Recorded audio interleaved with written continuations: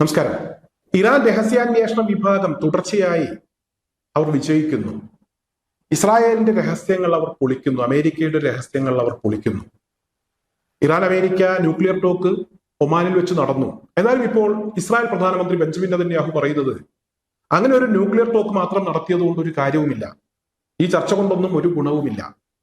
ഇസ്രായേലിനെ സംബന്ധിച്ചിടത്തോളം അവർക്ക് ഇപ്പോഴും സുരക്ഷാ ഭീഷണിയുണ്ട്. ഇറാന്റെ ബാലിസ്റ്റിക് മിസൈൽ പദ്ധതി അത് ഉപേക്ഷിക്കണം, യുറേനിയം സമ്പുഷ്ടീകരണം അവസാനിപ്പിക്കണം. ഇതൊന്നും ചെയ്യാതെ ഇസ്രായേലികൾക്ക് മനസമാധാനമായി കിടന്നുറങ്ങാൻ കഴിയില്ല, വലിയ സുരക്ഷാ ഭീഷണിയുണ്ട് എന്നൊരു കാര്യം ഇസ്രായേൽ പ്രധാനമന്ത്രി ബെഞ്ചമിൻ നെതന്യാഹു ഇപ്പോൾ ട്രംപിന് മുന്നിൽ അവതരിപ്പിക്കാൻ ഒരുങ്ങുകയാണ്. വളരെ പ്രധാനപ്പെട്ട ഒരു വാർത്തയാണ്. എന്നാലും ഈ വാർത്ത വന്ന ഒരു സാഹചര്യം എന്ന് പറയുന്നത് ഈ കഴിഞ്ഞ ഫെബ്രുവരി 7 ഒരു സംഭവം ഉണ്ടായിട്ടുണ്ട്. അതായത് ഇറാന്റെ ഇന്റലിജൻസ് വിഭാഗം കൈവരിച്ച ഒരു വിജയവുമായി ബന്ധപ്പെട്ട് വളരെ പ്രധാനപ്പെട്ട ഒരു വാർത്ത. ഇതൊരു വലിയ വിജയമാണ് എന്ന് തന്നെയാണ് വാർത്തയുമായി ബന്ധപ്പെട്ടതിന്റെ തലക്കെട്ട്. സാദിഖ് അഷ്താരി എന്ന് പറയുന്ന ഒരു മൊസാദ് ചാരനെ കൂടെ ഇറാൻ തൂക്കിലേറ്റി എന്നുള്ളതാണ് വാർത്ത. ഇറാഖിൽ നിന്നും മൊസാദ് ചാരന്മാരുടെ പക്കൽ നിന്നും പരിശീലനം സിദ്ധിച്ച നല്ല നമ്പർ 1 മൊസാദ് ചാരൻ.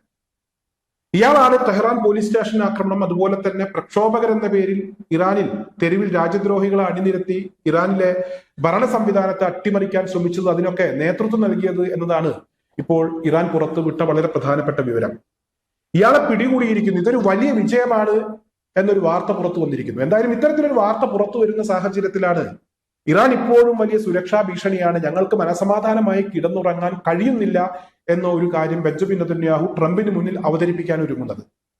എന്തായാലും അമേരിക്കയുമായി ഇറാൻ ചർച്ചയ്ക്ക് തയ്യാറായത് ഇസ്രായേലിനെ സംബന്ധിച്ചിടത്തോളം ഒരു ഭാഗത്ത് അവർക്ക് വലിയ ആശ്വാസത്തിന് വക നൽകിയിട്ടുണ്ട്. കാരണം അമേരിക്കയുടെ ഭാഗത്തു നിന്നൊരു അറ്റാക്ക് ഇറാനെതിരെ ഉണ്ടായാൽ, അല്ലെങ്കിൽ ഇറാനെതിരെ അമേരിക്ക ഒരു അറ്റാക്ക് നടത്തുന്നതിന് മുമ്പ് തന്നെ ഇസ്രായേലിനെ ആക്രമിക്കുന്നതിന് വേണ്ടിയുള്ള ചില നീക്കങ്ങൾ ഇറാൻ നടത്തിയിരുന്നു.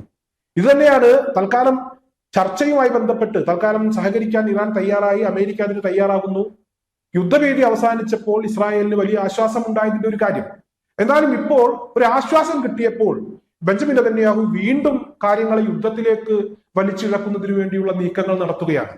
ഇറാന്റെ ബാലിസ്റ്റിക് മിസൈൽ പദ്ധതി അവസാനിപ്പിച്ചേ മതിയാകൂ, യുറേനിയം സമ്പുഷ്ടീകരണം അവസാനിപ്പിച്ചേ മതിയാകൂ. അങ്ങനെ ഈ രണ്ട് നീക്കങ്ങളും അവസാനിപ്പിക്കാതെ ഇസ്രായേൽ ഒരിക്കലും ഇവിടെ സുരക്ഷിതമാകില്ല എന്നൊരു കാര്യമാണ് ട്രംപിന്റെ മുന്നിൽ ബെഞ്ചമിൻ നെതന്യാഹുവിന് അവതരിപ്പിക്കാനുള്ളത്.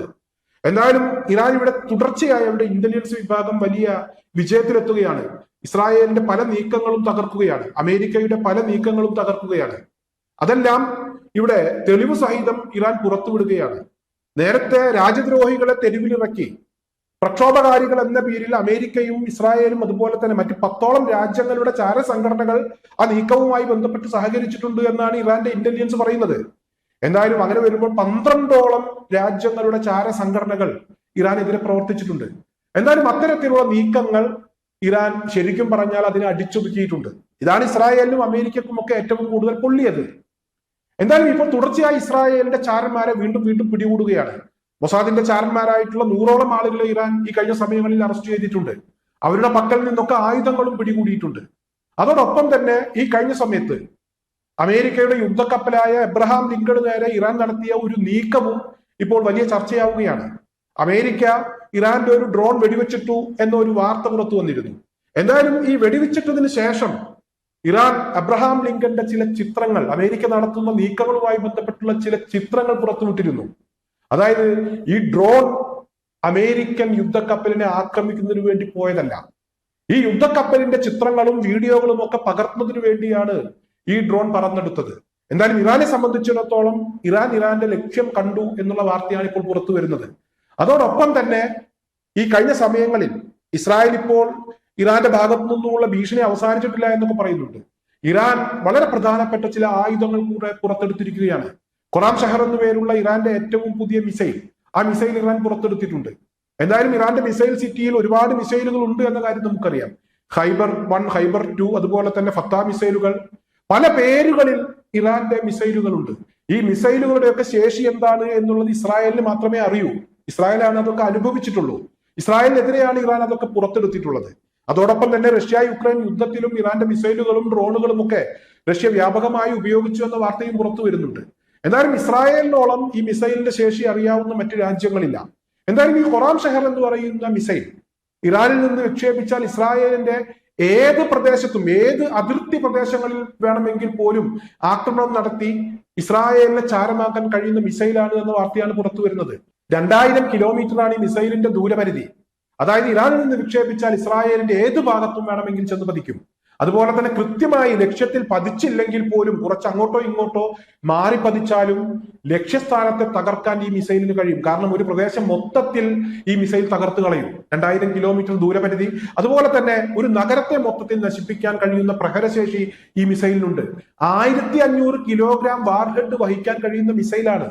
എന്നാലും ഇത്തരത്തിലുള്ള ബാലിസ്റ്റിക് മിസൈൽ പദ്ധതി കൂടെ ഇറാൻ ഉപേക്ഷിച്ചാലേ ഞങ്ങൾക്ക് സമാധാനമായി കിടന്നുറങ്ങാൻ കഴിയൂ എന്നാണ് ഇസ്രായേൽ പറയുന്നത്.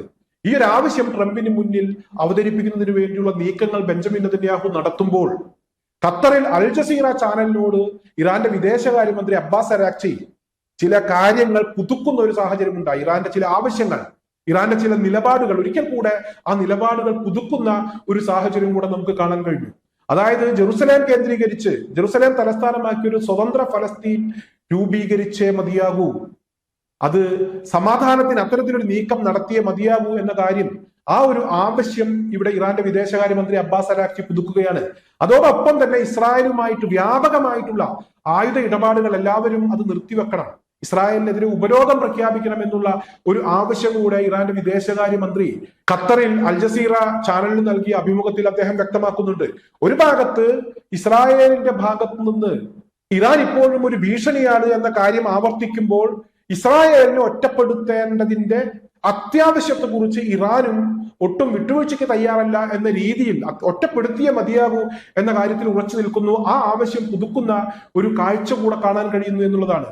എന്തായാലും ഒരു കാര്യം കൂടെ ഇപ്പോൾ ഇറാനുമായി ബന്ധപ്പെട്ട് പുറത്തു വന്നിട്ടുണ്ട്. അമേരിക്കയുടെ ഭാഗത്ത് നിന്ന് ഇറാനിലേക്ക് ഒരു ആക്രമണം ഉണ്ടായാൽ ഗൾഫ് രാജ്യങ്ങളെ മൊത്തത്തിൽ ആക്രമിക്കും എന്ന വാർത്തകൾ പ്രചരിച്ചിരുന്നു. ഗൾഫ് രാജ്യങ്ങൾ ഒരിക്കലും ഞങ്ങളെ സംബന്ധിച്ചിടത്തോളം ഞങ്ങൾക്ക് ആക്രമിക്കണം എന്നുള്ള ആഗ്രഹമില്ല, ഞങ്ങൾ ആക്രമിക്കില്ല. പക്ഷെ ഗൾഫ് രാജ്യങ്ങളിലെ അമേരിക്കൻ ബേസുകളെ ഞങ്ങൾ തകർത്ത് കളയും, അതിനൊരു തർക്കവുമില്ല. യുറേനിയം സമ്പുഷ്ടീകരണത്തെക്കുറിച്ച് ഒരു ചർച്ചയും എവിടെയും നടത്തിയിട്ടില്ല. ബാലിസ്റ്റിക് മിസൈൽ പദ്ധതിയുമായി ബന്ധപ്പെട്ട് ഒരു ചർച്ചയും എവിടെയും നടത്തിയിട്ടില്ല. അങ്ങനെ ചർച്ച നടത്താൻ ഞങ്ങൾ ഉദ്ദേശിക്കുന്നുമില്ല.